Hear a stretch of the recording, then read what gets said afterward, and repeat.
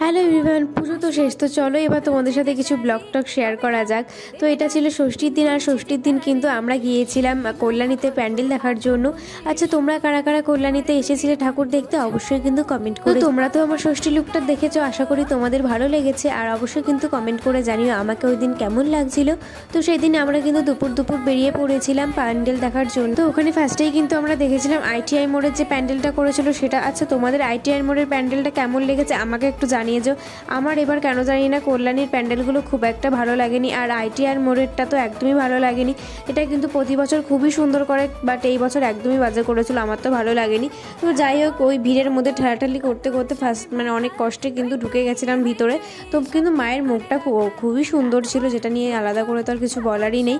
তারপরে আমরা তার পাশেই আরেকটা যত সময় A9 এর প্যান্ডেল ছিল এটা দেখেছি, এটাও কিন্তু বেশ সুন্দর হয়েছিল। আজকের ভিডিওটা এখানেই শেষ করছি, দেখা হচ্ছে নেক্সট পার্টে। টাটা।